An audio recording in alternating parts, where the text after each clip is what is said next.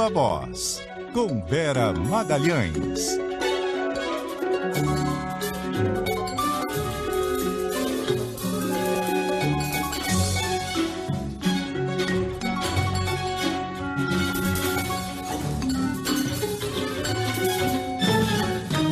Oi, Vera, boa noite. Oi, boa noite, Carol. Boa noite, Muniz. Boa noite a todo mundo que nos ouve e nos assiste. Boa noite, Vera. Vera, vamos falar da entrevista do ministro Fernando Haddad ontem no Roda Viva. A gente estava na expectativa de que ele falasse de vários assuntos, principalmente aquela novela da reoneração, né? Ele deixou bem claro que não vai abrir mão da reoneração e das outras medidas que estão contidas naquela medida provisória, mas admite mexer na forma. Isso vai ser suficiente para aplacar a sanha do Congresso? Olha, não me parece, Carol. A coisa está ali bem intensa. O ministro fez uma defesa em tese da ideia de reonerar a folha de pagamento desses 17 setores da economia que tem a desoneração desde 2011. Ele disse que a desoneração vem sendo prorrogada a todo esse tempo e não tem mostrado nenhum efeito social que justifique a sua manutenção por mais tempo e que a renúncia de arrecadação que o governo faz prejudica muitos outros setores da sociedade como um todo. Então, que é em nome dessa justiça tributária que ele está advogando que sejam reonerados esses setores. Ele disse que vai fazer isso de maneira paulatina, gradual e ali escalonada, que não vai ser tudo de uma vez, mas que isso precisa começar a ser feito, porque a cada ano os setores que se beneficiam da desoneração comparecem ao Congresso, fazem gestões junto aos deputados e senadores e conseguem prorrogar o benefício indefinidamente. Ele falou de outros tipos de benefícios que ele chamou de jabutis, que vão sendo colocados nessa base e que tem levado a bilhões em termos de renúncia por parte da arrecadação. Ele falou que quando ele chegou, ele encontrou um estado das receitas muito depauperado por essas concessões de benefícios que não se sabe exatamente qual é o retorno para o conjunto da sociedade. Então parece haver aí uma questão de princípio dele que ele vai defender junto aos deputados e senadores. O que eu apurei hoje, e eu conversei com pessoas ali da cúpula do Congresso a esse respeito, é o seguinte: olha, não seria um problema totalmente a gente acabar com a desoneração se isso tivesse sido mais bem negociado. Mas quando ele vai lá e edita uma medida provisória em cima de algo que o Congresso votou 2 vezes, ele nos coloca numa situação muito difícil de não sustentar a nossa posição. Então parece haver aí um embate de ver quem fala por último, porque isso é uma questão ali de defender as prerrogativas de cada um dos poderes. Então é nesse ponto que está a discussão e parece ser um ponto ali complexo de avançar. O Haddad tem tido sucesso como articulador político até mais do que a articulação política do governo.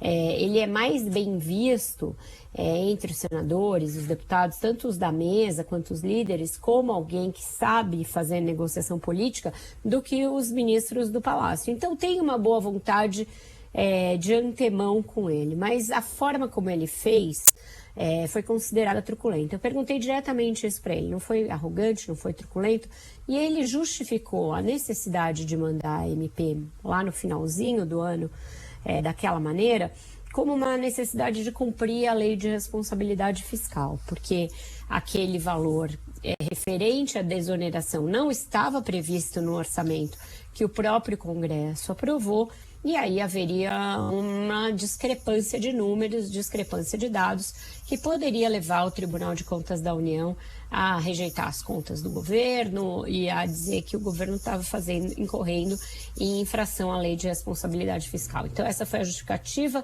que ele deu para essa forma que causou tanto problema. E o que ele admite? Admite rever a MP e mandar projetos de lei. Aí já não se sabe se são 2, se são mais de 2, mas para separar os 4 itens, e são 4 itens bem rumorosos que estão na mesma MP, em outras matérias, em textos diferentes, que podem ser MPs ou projetos. Então está longe de ter acordo. Isso vai ter de ser tratado nessa semana. Na próxima, o Congresso só volta no dia 5, então tem um tempinho para fazer essas gestões. Hoje eu sei que o Haddad e o Arthur Lira já voltaram a se falar, porque teve um outro ruído durante a entrevista, porque quando o Haddad falou do benefício ao setor dos eventos, que também está incluído na CMP, ele citou um valor que teria sido acordado para dar esse benefício para o setor de 20 bilhões. E o Lira deu uma entrevista a um portal imediatamente falando que aquilo não era verdade, que tinham sido 25 bilhões. Ainda assim é uma diferença que em termos do montante geral do orçamento não é grande. 5 bilhões para para essa escala de valores não é muita coisa e daria para chegar a um acordo, mas só para mostrar que as coisas entre eles estão muito ali na base da desconfiança. Então qualquer coisa já gera ruído. Agora, Vera, essa volta aí do Congresso no dia 5 promete, né? Porque como se essa divergência toda não fosse suficiente, tem outros pontos de atrito, né, entre Congresso e governo que vão aflorar aí nessa volta do recesso. O que tá pegando? Quais são os maiores entraves aí, hein? Adivinha só, uma coisa chamada emendas. As famosas emendas. Os famosos bilhões em emendas. Porque o que aconteceu, né? Quando foi aprovado no fim do ano o orçamento, apareceram alguns bilhões a mais em emenda em relação ao que estava na LDO, que é a prévia do orçamento, por assim dizer, que já era muito bilhão.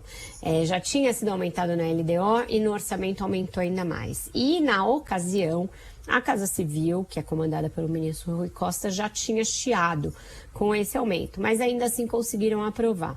E agora o ministro Rui Costa avisou o presidente da Câmara, Arthur Lira, que vai ter veto.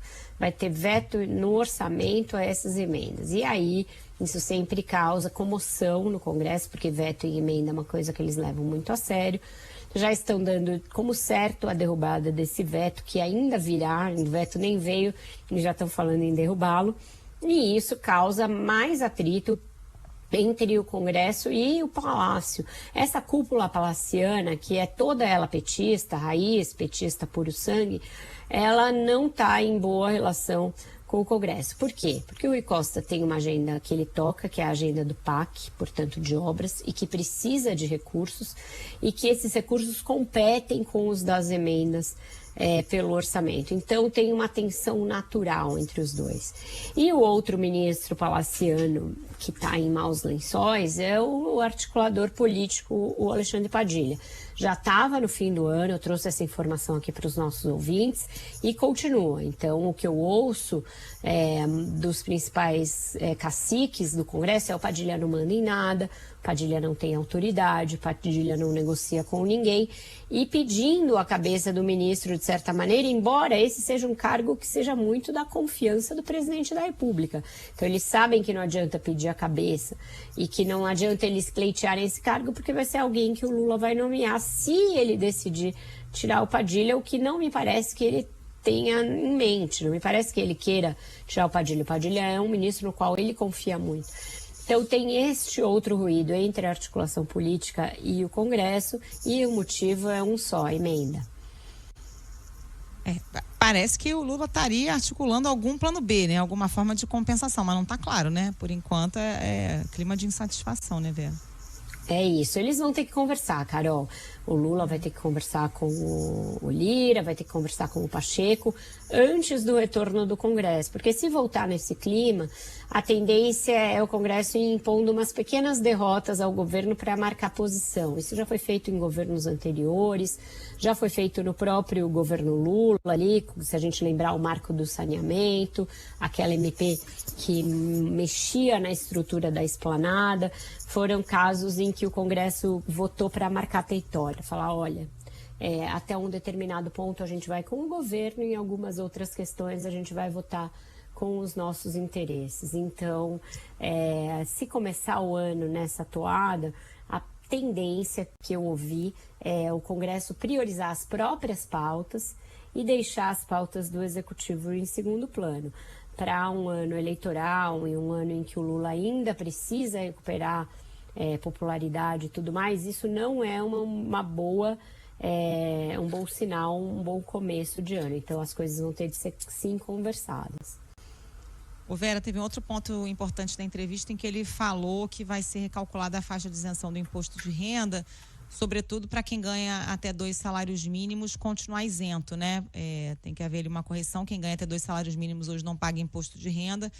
Com o reajuste do mínimo e sem correção da tabela, essas pessoas passariam a pagar. Vem mais mexida nas regras tributárias por aí? Vem, ele pediu isso expressamente ao ministro Fernando Haddad. Vai na contramão dessa tentativa do Haddad de juntar dinheiro, de engarinhar dinheiro. Ele vai fazer uma renúncia aí de arrecadação maior do que já fez quando foi ampliada pela primeira vez a faixa de isenção, e isso tende a crescer. A promessa do Lula é chegar ao fim deste mandato isentando quem ganha até R$5 mil. Agora, com a ampliação para corrigir ali, para continuar, para quem ganha até 2 salários mínimos, vai ter de passar para quem ganha hoje 2.212 para quem ganha 2.824. Então, esses 600 e poucos reais de cada pessoa que está nessa faixa equivale a alguns bilhões que vão entrar a menos no cofre da Receita nesse momento tão crucial para o ministro, em que cada centavo conta. Então, ele faz isso sabendo o que ele tem de fazer, porque é uma plataforma do Lula desde a campanha. Ele sabe que com essa não tem negociação possível, que quando o Lula manda ele tem que ir lá e dar um jeito de fazer, mas não é de total bom grado que ele vê esses aumentos aí de concessões por parte do Lula. O Lula deu uma entrevista hoje voltando a cobrá-lo sobre isso, então reiterando o que ele mesmo já tinha dito lá no Roda Viva, e disse assim: o Brasil é o país em que quem vive de dividendo não paga imposto de renda e quem ganha até R$5 mil paga. Realmente é uma discrepância que o Haddad mencionou ao longo da entrevista, dizendo que é muito difícil, tanto no Brasil quanto no mundo, você cobrar os mais ricos, porque quanto mais rica é a pessoa, mais subterfúgio ela tem para não pagar imposto e para fazer elisão fiscal e para fazer uma série de maquiagens, e que isso vai se tornando um problema no mundo todo. Então, vamos ver se o governo vai topar taxar os mais ricos e criar uma nova alíquota, por exemplo, de IR, ou criar um imposto sobre lucros e dividendos, fazer a reforma da renda. Ele foi muito vago a esse respeito. Ele reconhece a necessidade de fazer, mas diz que o ano vai ser muito dedicado à regulamentação da reforma tributária do consumo, que isso já vai ocupar muito tempo da Câmara e do Senado, que é verdade. Que talvez com isso e com a eleição no segundo semestre não dê tempo de se debruçar sobre a reforma dos impostos que incidem sobre a renda, o lucro, os dividendos, etc. Mas é um flanco em que o governo quer mexer, teria de mexer, mas sabe que é um vespeiro bem difícil de mexer. Vera, um outro assunto aí importante do dia que teve novidades, mudando aí de seara, né? Foi a questão da delação, ali a notícia de que Rony Lessa fechou um acordo de delação premiada no caso Marielle Franco, né? No caso da morte da Marielle Franco. E nessa delação premiada, com essa informação, voltou aí à tona também o nome do ex-deputado e conselheiro do Tribunal de Contas do Estado do Rio, Domingos Brazão. Como essa delação envolve alguém com foro privilegiado, que corre lá no STJ, o nome dele voltou aí ao noticiário. Quais as implicações dessa nova reviravolta? Lembrando que está dentro ali, chegando perto do fim daquele prazo que o governo deu para concluir de vez esse caso todo, né?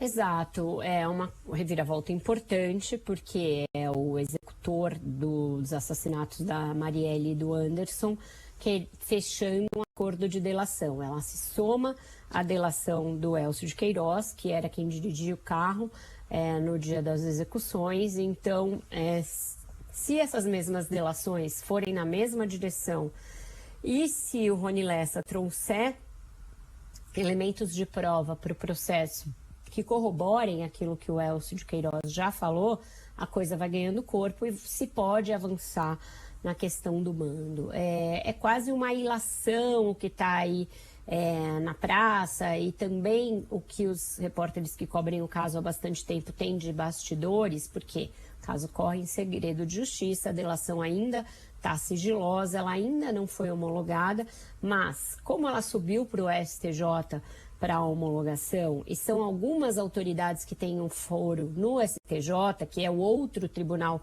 superior que não o Supremo, você pode fazer algumas exclusões, né? Uma autoridade de foro, mas não é nem presidente da República, nem deputado federal, nem senador. E a autoridade com foro, que já foi mencionada nesse caso anteriormente, seja pela ex-procuradora-geral da República, Raquel Dodge, que chegou a oferecer uma denúncia que não foi aceita, seja pelo outro delator, o motorista do carro, Elcio de Queiroz, é o conselheiro afastado do Tribunal de Contas do Estado e ex-deputado Domingos Brazão. Ele é apontado como alguém que tinha ali interesses na região em que a vereadora atuava e que teria, de alguma maneira, participado do mando do crime, mas ainda não há nenhuma prova definitiva a esse respeito. Mas é um caso muito intrincado esse, um caso em que certamente houve ali obstáculos à investigação que fizeram com que ela demorasse, com que ela não deslanchasse no início, que ela tivesse de mudar de mãos N vezes, tanto na Polícia Civil quanto no Ministério Público, até a Polícia Federal ter de entrar de alguma maneira no caso. Então, é um caso muito complexo em que certamente houve tentativas deliberadas de dificultar as investigações, inclusive plantação de hipóteses que depois não se confirmaram. Então, a gente também tem de ter cuidado ao noticiar, mas tem esse novo fato, isso é fato. Ele está fechando uma delação, a polícia topou a delação, o Ministério Público topou, mas agora ela precisa ser homologada pelo STJ. Tem esse prazo a que você se referiu. O novo superintendente da PF no Rio, que é o Leandro Almada, que já chegou a ser delegado desse caso, tem uma espécie de compromisso pessoal de entregar esse resultado. E há alguns dias, se a gente lembrar, o André Rodrigues, que é o diretor-geral da PF, disse que haveria novidades em breve. Então, tudo caminha para que haja desdobramentos aí nos próximos dias. O próprio Flávio Dino certamente não vai querer deixar o Ministério da Justiça sem apresentar a conclusão desse caso. Também tem esse timing, né, Vera? Tem, ele deixa o cargo agora no fim desse mês, assume por alguns dias o mandato de senador, que é apresentar alguns projetos de lei que dizem respeito, inclusive, a essas questões de combate ao crime organizado, etc., como senador. Depois ele tem de renunciar ao seu mandato como senador para então poder assumir como ministro do Supremo. Então ele vai fazer uma passagem ali pelos 3 poderes e no prazo de alguns dias, mas isso tudo ele quer entregar ainda como ministro, Carol.